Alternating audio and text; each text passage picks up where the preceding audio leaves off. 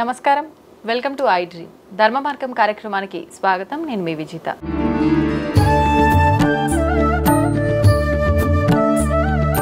ప్రస్తుతం మనతో పాటు ఉన్నారు ప్రముఖ జ్యోతిష్యులు బ్రహ్మశ్రీ చేబిఎం కిరణ్ కుమార్ శర్మ గారు. ఇప్పుడు గురుగారితో మాట్లాడి మరిన్ని విషయాలు తెలుసుకుందాం. నమస్కారం గురుగారు.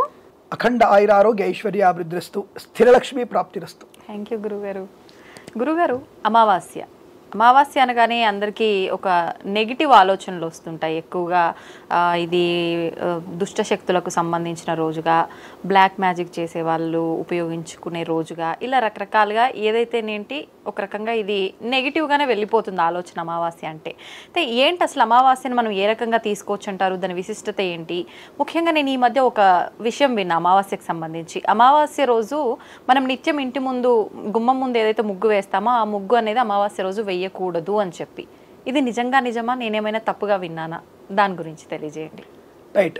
అంటే ఇప్పుడు ముందుగా అడిగినటువంటి ప్రశ్న సమాధానం, అమావాస్య తిథి అనేది నెగిటివ్ ఎనర్జీని కలిగిస్తుందా అని అడిగితే ఎట్టి పరిస్థితుల్లో నెగిటివ్ ఎనర్జీని కలిగించదు. ఇది గుర్తుపెట్టుకోండి. మరి ఎందుకు బ్లాక్ మ్యాగ్ చేసే వాళ్ళు ఇవన్నీ కూడా ఆ రోజున ఉపయోగించుకుంటారు అంటే, సూర్యుడి యొక్క ప్రభావం తగ్గిపోతుంది కనుక, సూర్యుడు అస్తంగతుడు అవుతాడు కనుక అతనికి ఉన్నటువంటి ఆ సమయంలో అంటే ప్రత్యక్ష సూర్యనారాయణమూర్తి లేనప్పుడే వాడు ఏదైనా మంత్రతంత్రం కనుక చేస్తే అవి ఫలిస్తాయనేటువంటి భావనతో చేతబళ్ళు కానీ ఇంకోటి కానీ ఉండే అవకాశం ఉంటుంది. వెంటనే మీ ప్రశ్న అడగవచ్చు, గురుగారు మరి చేతబళ్ళు ఉన్నాయంటారా అని మీ ప్రశ్న అడుగుతారు. గ్యారెంటీ అడుగుతారు. లేవని ఎవడు చెప్పాడు మీకు? చేతబడి లేదని ఎవడు చెప్పాడు మీకు? ఉందైతే భగవంతుడు ఉన్నాడుగా. వెంకన్న స్వామి కొండ మీద ఉన్నాడు, శ్రీశైలం మల్ల ఉన్నాడు, యాదరి లక్ష్మీనరసింహ ఉన్నాడు. మరి దేవుడు ఉన్నప్పుడు దయ్యాలు ఎందుకు ఉండవు? చేతబడి ఉందా అంటే, ఒక మంత్రం చదివితే దేవుడు ప్రత్యక్షం అవుతున్నప్పుడు ఒక తంత్ర ప్రక్రియలో దయ్యం ఎందుకు ప్రత్యక్షం కాదు? లేదని అనుకుంటున్నారు. అదే చాలా మంది అడుగుతుంటారు, ఈ కాలం చేతబడి లేవని చెప్పేసి. చేతబడులు ఉన్నాయి తప్పకుండా, చేసేవాళ్ళు లేరు. ఇది విషయం గుర్తుపెట్టుకోండి. చేసేవాళ్ళు అంటే సరైన ప్రక్రియ ద్వారా చేసేటువంటి వాళ్ళు ఎవరు లేరు మనకి. ఇదంతా సగం నేర్చుకున్నటువంటి ఏదో 4 అక్షరాలు హ్రీం హ్రీం భ్రూం భ్రూం అని చెప్పి ఆ అక్షరాలు చదవగానే ఏదో వశీకరణ అయిపోతుంది చెప్పేసి కొన్ని విషయాల్లో లేదా కొన్ని మధ్య టీవీలలో చూపిస్తుంటారు. ఇది మన వాళ్ళు ఏమంటారు, అఘోరాలు చూపించేసి శవం మీద కూర్చొని వాళ్ళు గుండెలు తింటున్నట్టుగా. ఇవన్నీ కూడా కొన్ని కట్టుకథలు, సినిమాలు కొన్ని కట్టుకథలు. సో మీకు బాగా గుర్తుపెట్టుకోండి, తప్పనిసరిగా మనకి చేతబడి చేసే వాళ్ళు ఖచ్చితంగా ఉన్నారు. ఈ చేతబడి అనేది ఖచ్చితంగా ఇది నెగిటివ్ గానే ఉపయోగపడుతుందా? మంచి కూడా ఉపయోగించుకునే ప్రాసెస్ ఉందా? ఇది ప్రక్రియ. ఇది ప్రశ్న మనం వేసుకోవాల్సింది. మీలాంటి వాళ్ళ ప్రశ్న ఇది. చేతబడి ద్వారా మంచి చేయడానికి ఉపయోగపడుతుంది. కొన్ని మంచి విషయాల్ని మనం వాటిని పైకి తీసుకురావడానికి ఉపయోగపడే అవకాశం ఉంటుంది. అంటే తాంత్రిక శక్తి అంటే, శక్తి అనేది ఎప్పుడైనా మంచినే ఉపయోగపడుతుంది. తాంత్రికం అంటే మనతో కానటువంటిది. ఇప్పుడు 10 మంది కలిసి ఒక లారీని బయటికి లాని వాళ్ళు ఒక ఏనుగు సహాయంతో, తొండం సహాయంతో ఒక ఎదుటన దాన్ని లాక్కొస్తున్నారు. అలాగే మనతో కానటువంటి ఒక పనిని ఒక తాంత్రిక శక్తితో ఆ పనిని పూర్తి చేసుకోగలిగే అవకాశం ఉంటుంది. ఇక్కడ మన ఉదాహరణ చెప్పాలంటే మనకి ఘటోత్కచుడు వీళ్ళ రాక్షసులే, విభీషణుడు రాక్షసులే. కానీ రాక్షసులైనప్పటికీ కూడా భగవంతుడి సేవలో ఉన్నారు వాళ్ళు. అలాగే మనకి నెగిటివ్ తాంత్రిక శక్తులు కూడా మనకి పాజిటివ్ కలిగించడానికి మనం ఉపయోగించుకోవచ్చును. రోగనాశనం చేసుకోవచ్చు, ఒక మంచి నిధి నిక్షేపాత్రని 10 మందికి పనికొచ్చినట్టుగా ప్రభుత్వాన్ని సహకరించవచ్చును.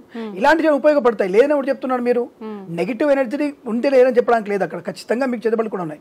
చేసే వాళ్ళ ప్రక్రియ చేసేవాళ్ళు లేరు, దానివల్ల ప్రయోజనం లేదు. ఇప్పుడు ఎందుకు, అందరూ స్వార్థపరులమేగా. ఒకవేళ చేతబడి మంచిగా ఉన్నా వాడిని మనం బంధించి మనకు నిధి నిక్షేపాలు తీసుకొని వాడిని చంపేస్తాం మనం. అటువంటి పరిస్థితులు ఉన్నాం మనం. కాబట్టి ఈ చేతబడులు అనేవి ఇప్పుడు చేసే వాళ్ళు ఎవరు లేరు, అవి ఉన్నాయి, ఉండేవి అనే విషయం వాస్తవం. ఇప్పటికి కూడా బీహార్, ఒరిస్సా వైపు ప్రాంతాల్లో చేసేవాళ్ళు ఖచ్చితంగా ఉన్నారు, కానీ వాళ్ళు బయటికి రారు. వాళ్ళు కేవలం అటువంటి తపస్సు ద్వారా భగవంతుని ప్రసన్నం చేసుకుంటారు తొందరగా. క్షిప్రమేవ ఫలావాప్త్యర్థం అటువంటి చేస్తారు తప్ప వాళ్ళు నిజమైనటువంటి చేతబడి చేసేవాళ్ళు మనకొచ్చి చేయరు. వాళ్ళకి వాళ్ళే తన శరీరాన్ని ఇబ్బంది పెట్టుకుంటూ మోక్షాన్ని చంపుకోరు, మళ్ళీ వాళ్ళు ఆత్మహత్య చేసుకోరు. కానీ శరీరాన్ని చాలా బలహీనం చేసుకొని దేవుని ప్రసన్నం చేసుకోవడం. ఇప్పుడు మన ఋషులు ఏం చేశారు, తపస్సు చేసి జడలు పుట్టి వాల్మీకలు పుట్టి, వాల్మీకి అంటే ఆయన కదా, పుట్టలోంచి వచ్చిన వాడు వాల్మీకి. ఆ వాల్మీకని తయారు చేసుకున్న పుట్ట వాల్మీకి అంటే ఆయన బయటకు వచ్చి అంత కఠోరమైన తపస్సు చేశాడు. అంటే ఆయన ఒక నామనామ జపం, ఇంకో నామ జపం చేసి ఆయన తపస్సు చేశాడు. అలా కొంతమంది ఒక రకమైనటువంటి తాంత్రిక ప్రక్రియతో భగవంతుడు వెంటనే చేరుకోవాలి, సశరీరంగా వెళ్ళి తప్పన ఉంటుంది వాళ్ళకి. అందుకే అఘోరాలందరూ కూడా ఎట్టి పరిస్థితి మన వైపు రారు. వాళ్ళు కేవలం వాళ్ళు హర హర శంకర హర శంకర శంకర నామదప్ప ఇంకోటి చెప్పారు. విష్ణు భక్తులు విష్ణునామస్మరణ చేస్తారు. కాబట్టి కాబట్టి భగవంతుడు లీనమైన వాళ్ళు ఆ రకమైనటువంటి చేతబడి రూపమైనటువంటి పూజలు చేసుకుంటూ భగవంతుడు లీనమవడానికి చేసే ప్రక్రియ మాత్రమే అది. కాబట్టి ఆ రోజు అలా చేతబడులు ఉన్నాయనే విషయం వాస్తవం. కాబట్టి ఇప్పుడు చేసేవాళ్ళు అనే విషయం వాస్తవం పెట్టుకొని దాని గురించి అతిగా ఆలోచించకండి. రెండోది, ఇప్పుడు ప్రస్తాంశంలో ఈ నెగిటివ్ అమావాస్య కలిగిస్తుందా, నెగిటివ్ని కలిగిస్తుందని అడిగితే, అమావాస్య అనేది పితృతిథి, తల్లిదండ్రుల తిథి ఆ రోజు. మరి స్వామి మీరు మధ్యలో ఒక మాట అడిగారు, ముగ్గు వేయకూడదా అని అడిగారు. అయితే అమావాస్య రోజున మనము తప్పకుండా ఇంటిలో పొద్దున్నే మనం ముగ్గు వేయకూడదు. పితృదేవతలకి ప్రతి అమావాస్య మనం పితృదేవతలకి తిలతర్పణం ఇవ్వాలి. ప్రతి అమావాస్య పితృదేవతలకి తిలతర్పణం ఇచ్చినటువంటి రోజున మనం ఎట్టి పరిస్థితుల్లో ఇంటి ముందు ముగ్గు ఉండకూడదు. ఎందుకు స్వామి ముగ్గు ఎందుకు ఉండకూడదు, దీనికి సంబంధం ఏంటి అసలు అంటే, మనకి ఇంటి ముందర అనేకమైనటువంటి నెగిటివ్ ఎనర్జీ ఇందాక అడిగాం కదా, అంటే భూత ప్రేత పిశాచాన్ని కూడా ఆవహించి ఉంటాయి. అంటే ఇవన్నీ ఏం చేస్తాయంటే బలి కోరుతుంటాయి, వాటికి ఆహారం కావాలి. మనం పితృదేవతలకి ఆహారం పెట్టకుండా మనం కూడా మంచి నీళ్లు తాగకూడదు. మరి పితృదేవత ఆహారం అంటే ఏమిటంటే తిలతర్పణం వదిలిపెట్టడం, తర్వాత వారికి ఇంత అన్నం పెట్టేసి కాకి పిడిచ పెట్టేసి కాకి పెట్టి నమస్కారం చేసుకోవడం, ఇంకేం లేదు. తెలియపో అంతకు మించి ఇవి చేస్తే గొప్ప, ఇది చేస్తే మహాపుణ్యవంతులు అవుతారు మీరు. ప్రతి అమావాస్య తల్లిదండ్రులు చనిపోయిన వాళ్ళు ఎవరైనా సరే, లేదా తండ్రి చనిపోయిన వాడు కానీ తల్లి చనిపోయిన వాళ్ళు కానీ తిలతర్పణం వదిలిపెట్టాలి ప్రతి అమావాస్య రోజు. ఈ తిలతర్పణం ముందు ఈ అనేక భూతాలన్నీ ఉంటాయి, ఆవాహించి ఉంటాయి. ఎప్పుడైతే తండ్రికి అన్నం పెడుతున్నామో ఆ టైం వరకు వీళ్ళు పెడితే ఆ ముగ్గు అనేది రాయి ముగ్గు కాదండి. అందరి మధ్య రాయి ముగ్గు వేస్తున్నారు. రాయి ముగ్గు వేయడం వల్ల ఎటువంటి ప్రయోజనం లేదు. రాయి ముగ్గు మనకి అనర్థాన్ని కలిగిస్తుంది, ప్రమాదాన్ని కలిగిస్తుంది. బియ్యపు పిండితో వేసిన ముగ్గు మాత్రమే వేయాలి. కేవలం బియ్యపు పిండితో ముగ్గు మాత్రమే వేయాలి. అయితే ఇంటి ముందు ముగ్గు వేసినప్పుడు పితృదేవతలకి బలి మనం పెట్టకుండా, అన్నం పెట్టకుండా ఆ బియ్యపు ముగ్గేస్తే ఇతరత్ర బలి తీయడం రెడీగా ఉంటాయి కదా అన్ని భూత ప్రయోగాలు, అవి ఆ ముగ్గులో ఉన్నటువంటి పదార్థాలు తినేస్తుంటాయి. చీమలు, పక్షులు అవి తినేస్తాయి. పితృదేవతలకి పెట్టకుండా ఇతరుల వాళ్ళకి బలి పెట్టకూడదు. ఈవెందో మన ఇళ్లలో కనుక పితృదేవతల రోజు తద్దినం వస్తే మన పిండ ప్రదానం చేసుకొని బ్రాహ్మడికి భోజనం పెట్టిన తర్వాత అన్నం పెట్టి భోజనంలో ఆకులో భోజనం పెట్టి పితృదేవతకి తీర్థం ఇచ్చి అప్పుడు నైవేద్యం పెట్టాలి దేవుడికి. దేవుడికి నైవేద్యం పెట్టకూడదు. ఇంట్లో పూజ చేసుకునేది ఆ రోజు, ఇంట్లో దేవతార్చన చేసినా సరే దేవుడికి నైవేద్యం పెట్టరు ఆ రోజు.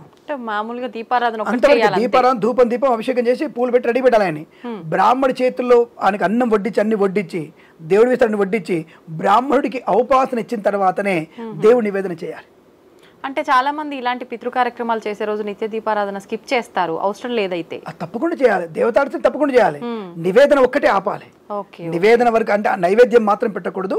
అలా పెట్టకుండా పితృదేవతలు పెట్టిన తర్వాత నైవేద్యం పెట్టాలి. అందుకే ఇక్కడ ముగ్గు అనేది కూడా పితృదేవత తిలతర్పణం వదిలేసి కాస్త కాకి అన్నం పెట్టినప్పుడు నమస్కారం చేసుకున్నప్పుడు పితృదేవత తృప్తి పడతారు, అక్కడ దీపం పెట్టాలి, తృప్తి పడతారు.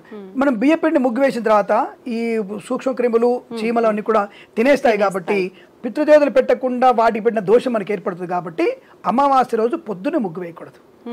సాయంకాలం పితృదేవత అయిపోయిన తర్వాత సాయంకాలం తప్పకుండా ముగ్గు వేసుకోవాలి. లక్ష్మీప్రదం కావాలిగా, కాబట్టి లక్ష్మీదేవికి ఆహ్వానం కోసం అప్పుడు ముగ్గు వేయాలి. అప్పుడు అందరి పక్షులకి, మనకి పురుగులకి, చీమలకి నైవేద్యం అది. ముగ్గు అంటే అది అర్థం, మనం పెట్టేటువంటి ప్రతిదీ కూడా ముగ్గు అని అర్థం. ఆ ముగ్గులో మనం అనేక బియ్యపిండి వేస్తే చీమలకి ఆహారం అవుతుంది, పక్షులకి ఆహారం అవుతుంది, పిచ్చుకలు తింటాయి, వాటి మన ఇల్లు తృప్తిగా సంతోషంగా ఉంటుంది, ప్రకృతి నిలయంగా ఉంటుంది. కాబట్టి ఈ అమావాస్య రోజున ఈ కారణం చేత పొద్దున ముగ్గు వేరు తప్ప సాయంకాలం తప్పకుండా ముగ్గు వేసుకోవాల్సిందే, అనుకూలవంతమైన శుభయోగాలు పొందుకోవాల్సిందే. ఎప్పుడు కూడా అమావాస్య చెడ్డ తిథి కాదండి, పరమ పవిత్రమైనటువంటిది. శక్తిని, యుక్తిని, బుద్ధిని పొందుకోవడానికి ఉపయోగపడేది, మంత్రశక్తికి చాలా మంచిది అమావాస్య. ఆ రోజు కూర్చొని మీరు ధ్యానం చేసుకోండి, శివనామస్మరణ, విష్ణునామస్మరణ, గణపతి ఆరాధన చేయండి. విద్యార్థికి ఎక్కువగా మెమరీ పవర్ పెరగాలంటే అమావాస్య రోజు 10 నిమిషాలు ధ్యానం చేయండి చాలు.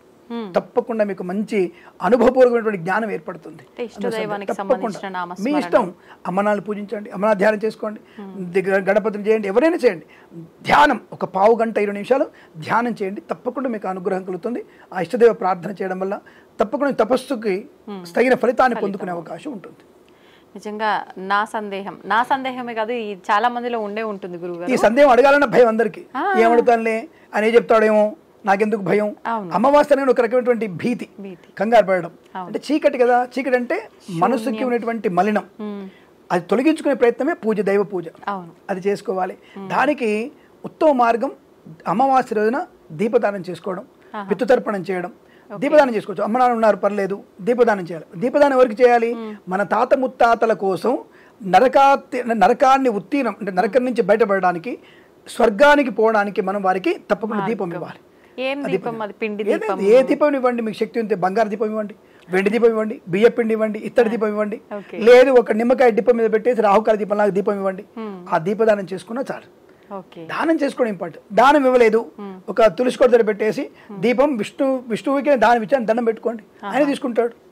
అంటే పెద్దవాళ్ళ యొక్క మోక్షాన్ని పొందుకోవడానికి, పెద్దవాళ్ళకి స్వర్గలోక ప్రాప్తి కొరకు మనం దీపదానం ఇవ్వాలి. నరకము దాదాపుగా మనకి 3 లక్షల నరకాలు ఉంటాయి. మనకి 3 లక్షల నరకాలు ఉన్నాయి మనకి, 1-2 కాదు. వాళ్ళ నుంచి బయటపడాలంటే ఎన్నో దానాలు చేసుకోవాలి మనం. ఛత్రము, చామరము, అలాగే ఏనుగుని, గుర్రాన్ని, ఛత్రము, తర్వాత బండి, భూమి దానము, గోదానం, బంగారం ఇవన్నీ చేయాలి. బాపులను తినడానికి చేస్తారు ఇవన్నీ అనుకునే వాళ్ళు చాలా మంది ఉంటారు అనుకోండి, అది వేరే విషయం. ఆ దానం తీసుకున్నవాడు ఎంత నష్టాన్ని పొందుకుంటాడు, ఎంత తపస్సు చేసుకోవడం అనేది అవి తీసుకున్న బ్రాహ్మణుడికి మాత్రమే తెలుస్తుంది, ఇంకొకరికి తెలియదు. అది ఒక్కొక్క దానం తీసుకున్నందుకు 10,000 గాయత్రి జపం ఒక్కరోజు చేసుకోవాలి వాడు. ఒక్కొక్క రోజు 10,000 గాయత్రి చేసుకోవాలి. గోదానం తీసుకున్నవాడు సంవత్సరం పాటు రోజుకి 10,000 గాయత్రి చేయాలి. తిలదానం తీసుకున్నవాడు ఆ రోజు మొత్తం కూడా గాయత్రి జపం చేసుకుంటూనే ఉండాలి. ఏ దానం తీసుకున్నా సరే, ఈవెంతో మనము పితృకర్మ రోజున భోజనం చేసిన వాడు ముందు రోజు తినకూడదు, ఆ రోజు ఒక్కటే భోజనం, ఆ మర్నాడు కూడా తినకూడదు. అంటే ముందు రోజు ఉదయం మధ్యాహ్నం తింటాడు. అంటే రేపు మా నాన్నగారింట్లో కార్యక్రమం, మా నాన్నగారి కార్యక్రమం అనుకుంటే ఈరోజు మధ్యాహ్నం భోజనం చేస్తాడు. ఆ తదుపరి సాధ్యతలు మంచిని కూడా తాగడు, మంచినీడు తాగడు. తద్దిన రోజున బ్రాహ్మడు తద్దిన తాగడు, ఆ మర్నాడు మధ్యాహ్నం వరకు ఏం తాగడు, తినడు. అంత నిష్ఠ కలిసి ఇప్పటికీ ఉన్నారు. ఇప్పటికి కూడా అటువంటి వేద పండితులు ఉన్నారు. అటువంటి నిష్ఠతోనే పితృకార్యాలకు వస్తారు వాళ్ళు. అటువంటి వారిని మనం గౌరవంగా వారిని ఆదరించే ప్రయత్నం కూడా చేయాలి. కాబట్టి అటువంటి పుణ్యమైనటువంటి కార్యక్రమాలు చాలా ఉంటాయి. కాబట్టి అటువంటివి ఈ అమావాస్యలు, ఈ తీసి పారిశు కావండి, ప్రతిరోజు పవిత్రమైన రోజు కాబట్టి అది తప్పకుండా అమావాస్య రోజున మీరు దీపదానం చేసుకోండి, ఏదైనా దానం చేసుకోండి. తప్పకుండా మీకు అమ్మవారి అనుగ్రహం, స్వామివారి అనుగ్రహం కలుగుతుంది, ఇందులో సందేహం లేదు. ధన్యవాదాలు గురుగారు. సర్వే జనా సుఖినో భవంతు, అష్టైశ్వర్య ప్రాప్తిరస్తు. నమస్కారం. ప్రేమతో మీ కిరణ్ శర్మ.